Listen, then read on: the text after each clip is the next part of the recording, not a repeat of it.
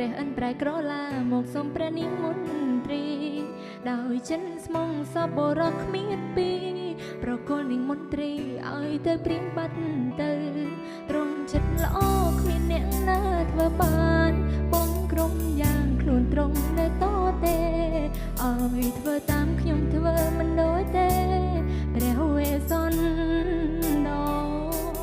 នៅពេលនេះគ្រប់យ៉ាងមិនដូចពីមុនឡើយរូបបងបានប្រែហើយកាយភ្នែកបងលែងមានត្រីរវាងយើងបងលែងមិនឃើញពីដំឡៃបងមានថ្មីធ្វើឲ្យអូនឈឺចាប់ទឹកភ្នែកហូរលើថ្មអូនទាំងសងព្រមតែបងបេះដូងអូនខ្ទេញខ្ទីឈឺខ្លាំងណាស់ដឹងទេឈរវីស្ទើរតែស្លាប់ទៅ